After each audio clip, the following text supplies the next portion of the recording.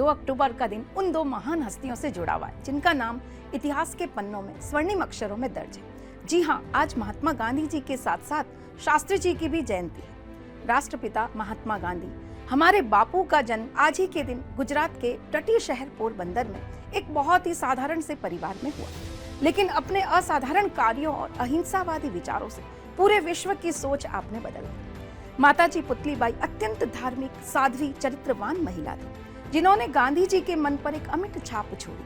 पिता करमचंद गांधी राजकोट में दीवान थे। गांधी जी का विवाह बहुत ही कम आयु में कस्तूरबा जी से हो गया, जिन्होंने उम्र भर देश सेवा के महाव्रत में अपने पति का साथ निभाया। अपनी शिक्षा पूर्ण कर 1893 ईस्वी में एक पारसी फर्म के मुकदमे के संबंध में गांधी जी अफ्रीका गए। सर्वप्रथम अफ्रीका में ही गांधी जी ने सफलतापूर्वक सत्याग्रह का प्रयोग किया।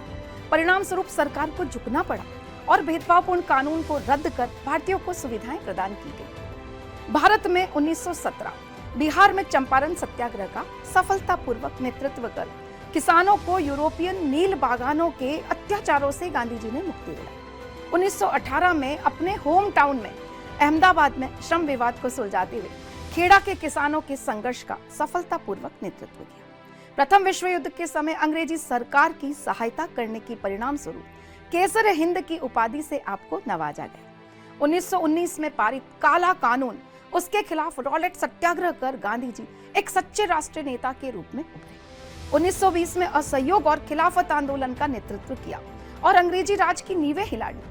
अन्य राष्ट्रवादी नेताओं की पश्चिमी शैली के सूट या भारतीय बंद गला जैसे औपचारिक वस्त्र के विपरीत गांधी जी लोगों के बीच सिर्फ एक साधारण धोती में जाते थे। उन्हीं की तरह रहते जन समूह से अलग थलग खड़े न होकर उनसे समानुभूति रखते थे, उनसे घनिष्ठ संबंध स्थापित कर लेते थे। प्रत्येक दिन का कुछ हिस्सा चरखा चलाकर जाति व्यवस्था में जो प्रचलित मानसिक श्रम और शारीरिक श्रम की दीवार थी, उसे तोड़ने और स्वावलंबी बनने की जनता को सलाह दी।